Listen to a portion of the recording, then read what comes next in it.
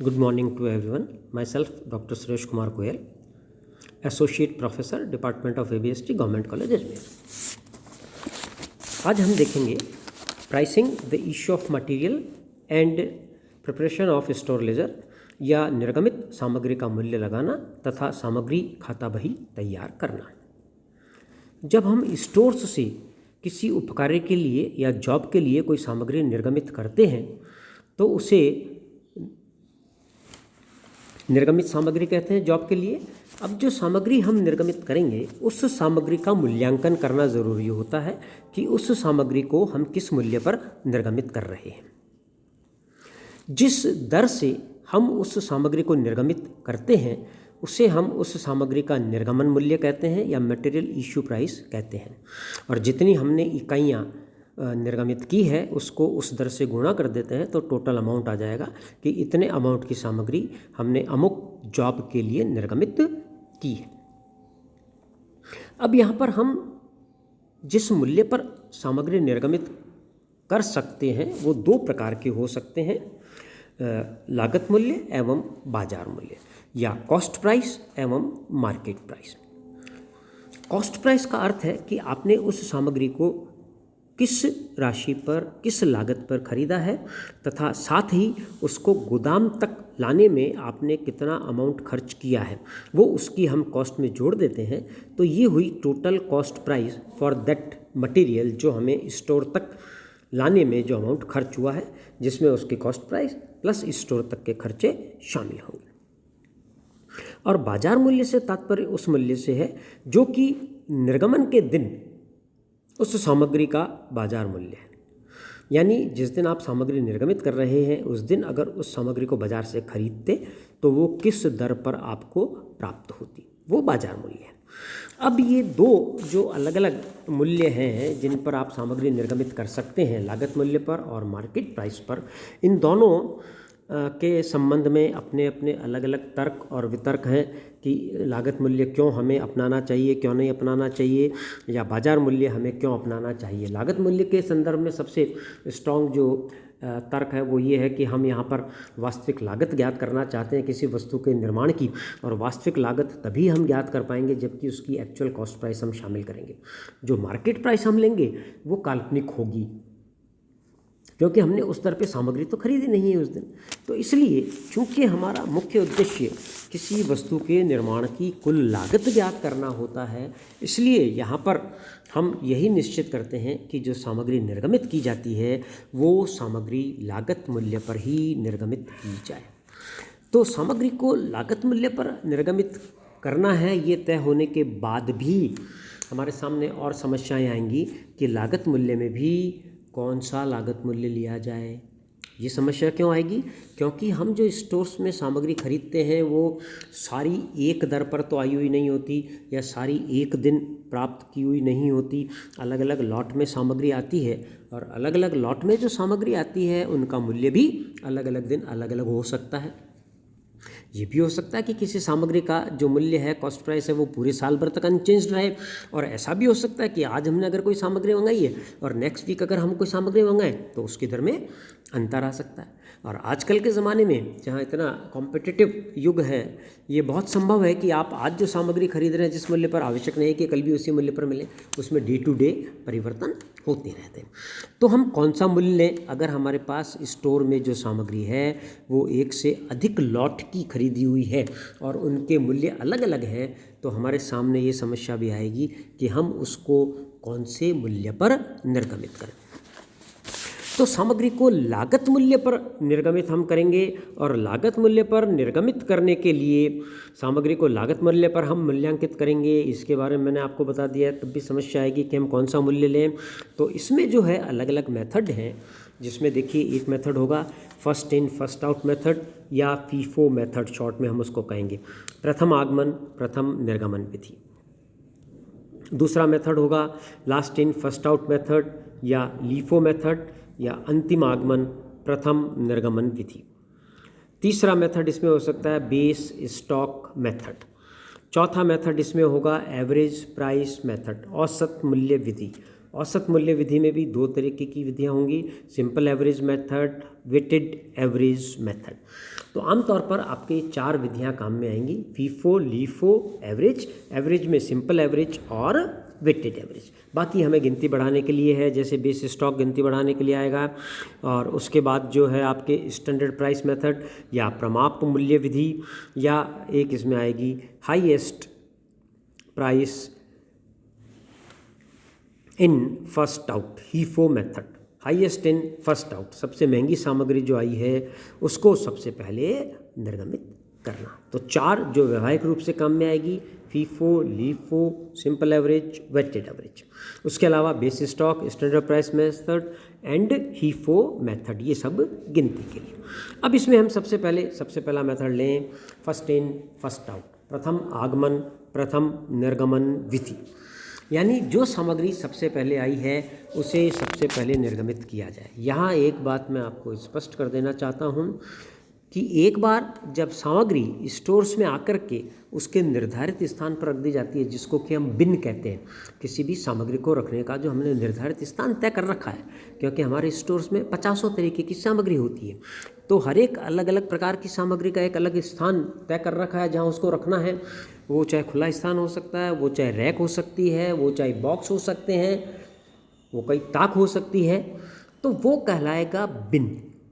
तो एक बार एक प्रकार की सामग्री अपने निर्धारित स्थान पर रख दी जाती है, उसके बाद उसमें फिजिकली ये पता लगाना कि कौन सी सामग्री किस तारीख को आई है,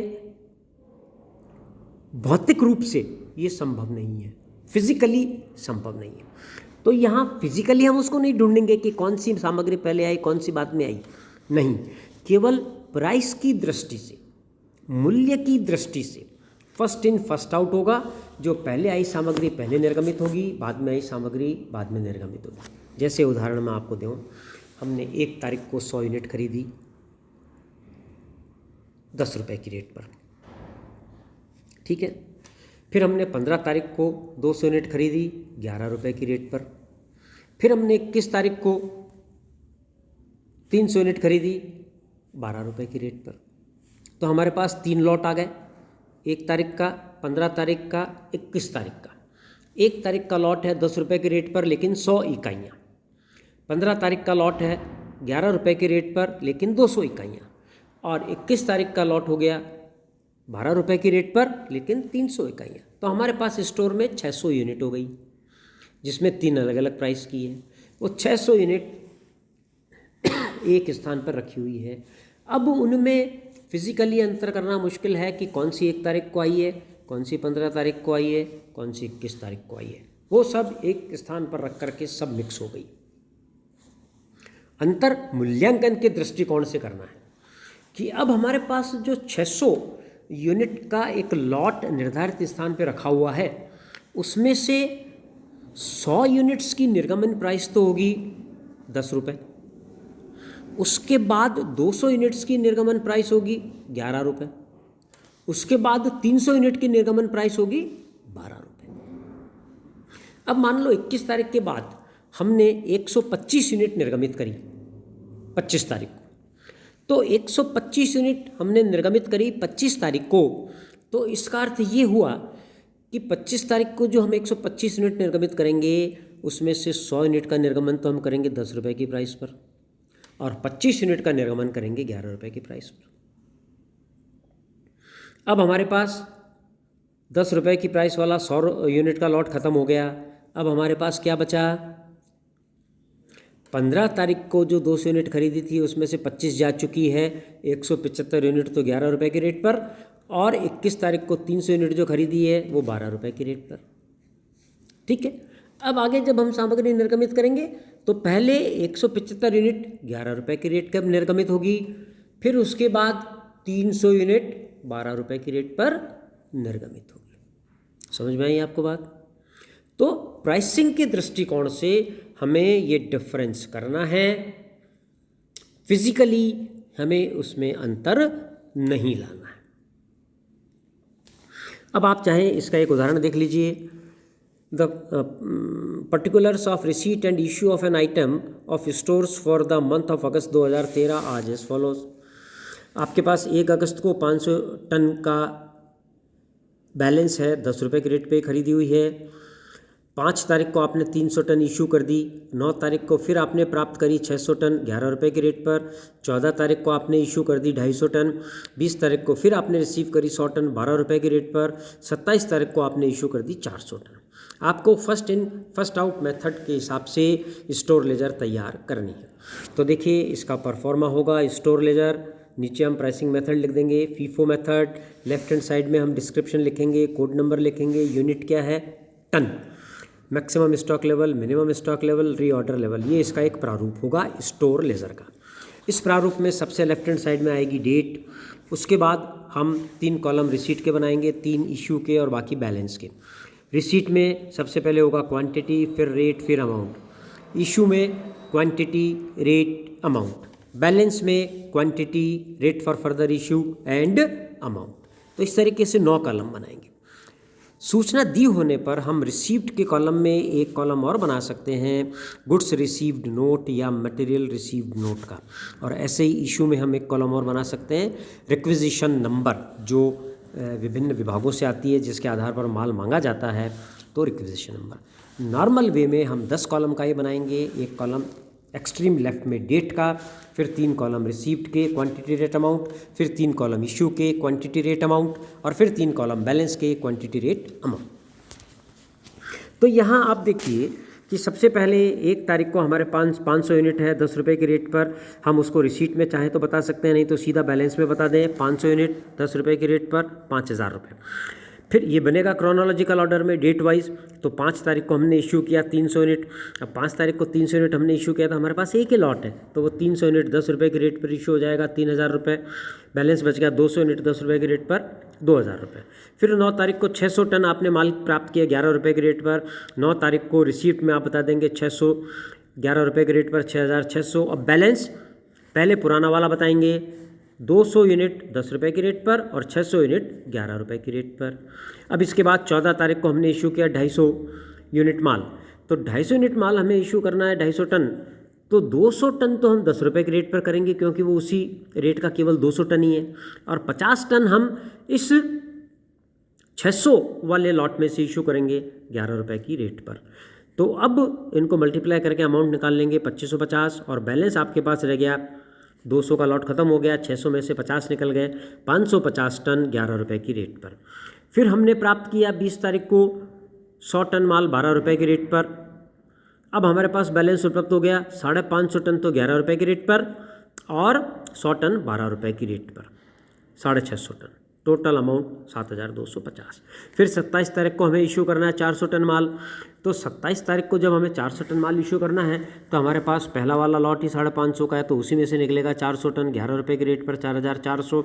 और अब हमारे पास जो बैलेंस बच गया उस 550 में से 400 कम हो गए, तो 150 टन माल तो 11 रुपये के रेट पर और 100 टन माल 12 रुपये के रेट पर। टोटल बैलेंस 2850 रुपये। तो इस प्रकार से फीफो मेथड से हम स्टोर लेजर तैयार करते हैं। नेक्स्ट टर्न पर हम अगला मेथड लेंगे। तब तक के लिए थैंक यू, गुड बाय।